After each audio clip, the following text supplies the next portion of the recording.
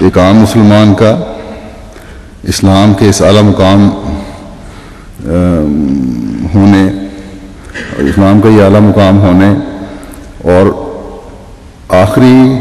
اور کامل شریعت ہونے میں کیا حصہ ہے؟ اللہ تعالیٰ نے جو مسلمانوں کو خیر امت کہا ہے، ایک مسلمان نے یا بحیثیت امت مسلمہ نے اس خیر امت ہونے میں کیا حصہ ڈالا ہے؟ یہ تو اللہ تعالیٰ کا فعل ہے کہ اس نے حضرت صلی اللہ علیہ وسلم کو آخری شرعی نبی بنا کر بھیجا، قرآن کریم کو آخری شرعی کتاب کی صورت میں نازل فرمایا اور آج تک اس کی حفاظت فرمائی اور اس کو اپنی اصلی حالت میں رکھا۔ اللہ تعالیٰ تو ایک مومن سے ایمان لانے کے بعد عمل صالح کرنے کی توقع رکھتا ہے اور اسے عمل صالح کرنے کا حکم دیتا ہے۔ ایک مسلمان پر کچھ ذمہ داریاں عائد فرماتا ہے۔ اس آیت میں کہ اس حصے میں انہی ذمہ داریوں کا ذکر فرمایا ہے خدا تعالیٰ نے، اور فرمایا کہ ان ذمہ داریوں کو ادا کرنے کی وجہ سے تم خیر امت ہو۔ بغیر دلیل کے اللہ تعالیٰ نے مسلمانوں کو خیر امت کے خطاب سے نہیں نوازا، بلکہ وجہ اور دلیل بیان کی کہ ان وجوہات سے تم خیر امت ہو، یہ چیزیں تمہارے میں ہوں گی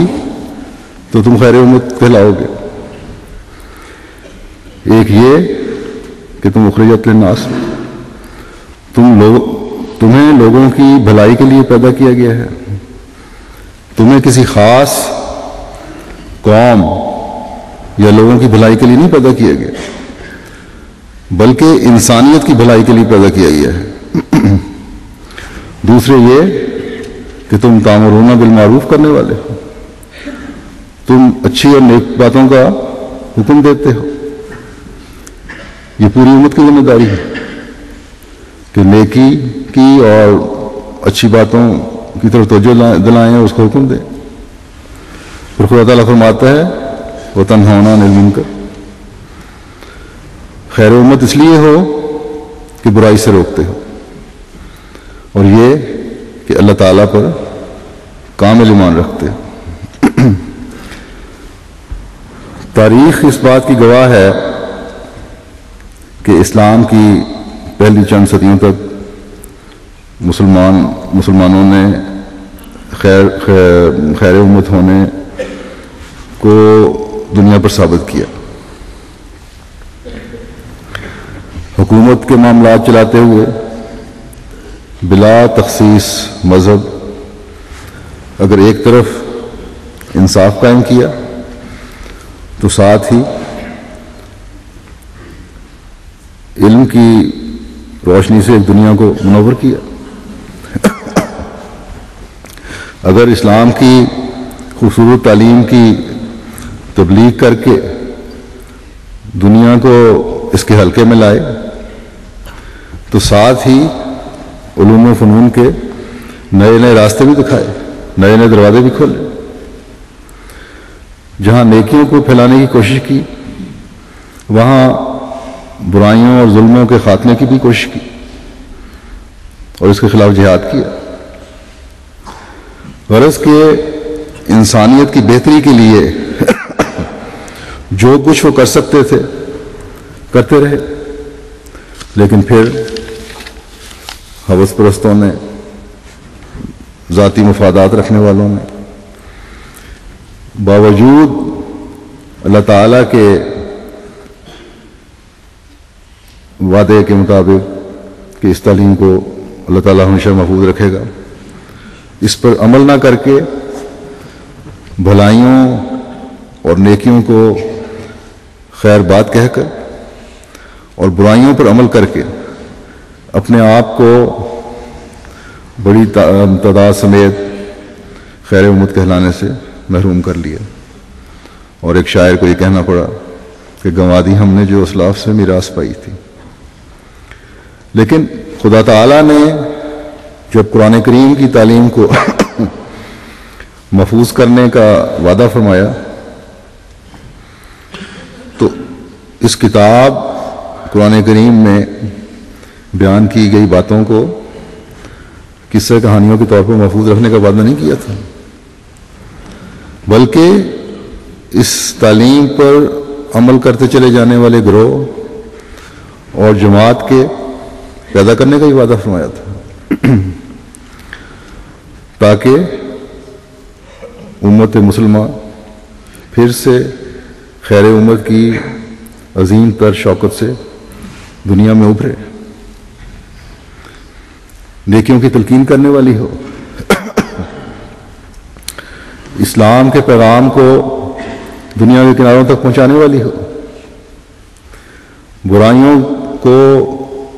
بیزاری سے ترک کرنے والی ہو، اور بلا تخصیص مذہب و ملت انسانیت کی خدمت پر مامور ہو۔ اور اس کے لیے اللہ تعالیٰ نے اپنے وعدے کے مطابق حضرت صلی اللہ علیہ وسلم کے عاشق صادق کو دنیا میں بھیجا، تاکہ سریا سے دوبارہ زمین پر ایمان لے کر آئے، دوبارہ آ کر اسلام کی شان و شوکت کو قائم فرمائے، اسلام کے بہترین مذہب ہونے اور مسلمانوں کے خیر امت ہونے کا اعزاز ایک شان سے دوبارہ دنیا کے سامنے سورج کی طرح روشن ہو کر ابھرے۔ بس آج یہ خیر امت ہونے کا اعزاز حضرت مسیح موعود علیہ الصلوۃ والسلام کی جماعت کو حاصل ہے۔ بے شک دوسرے مسلمان فرقوں میں نیک کام کرنے والے بھی ہیں، برائیوں سے روکنے والے بھی ہوں گے، لیکن خدا تعالیٰ فرماتا ہے کہ خیر امت ہو، من حیث الامت، ان نیکیوں کے بجا لانے والے اور برائیوں سے روکنے والے ہوں، اور یہ اس وقت تک نہیں ہو سکتا جب تک امت ایک ہاتھ پر کھڑی ہونے والی اور بیٹھنے والی نہ ہو۔ مسلمان ممالک میں بھی گروہوں کی صورت میں بھی اچھے کام کرنے والے اور برے کاموں سے روکنے والے ہو سکتے ہیں، ہوں گے، لیکن ہر ملک میں اپنے اپنے عالم یا لیڈر کے پیچھے چل کر اپنے اپنے طریق پر کام کرنے والے لوگ ہیں وہ۔ اور پھر کتنے مسلمان ملک ہیں جو ایک ہو کر اسلام کا پیغام پہنچانے کی کوشش کرنے والے ہیں، دنیا میں تبلیغ اسلام کرنے والے ہیں۔ جتنے فرقے ہیں اپنے اندرونی فروعی مسائل میں الجھے ہوئے ہیں۔ اسلام کی خوبصورت تعلیم کو کسے دنیا میں پھیلانے کی فرصت ہے؟ کسے اس تبلیغ کو دنیا کے کناروں تک پہنچانے کی فرصت ہے؟ گزشتہ دنوں اتفاق سے ایک میں نے اسلامی ٹی وی چینل دیکھا،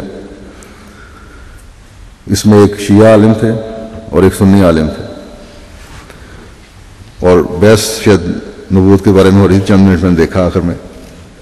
حضرت مسیح موعود علیہ الصلوۃ والسلام پر بھی ایک اعتراض کا جواب دے رہا تھا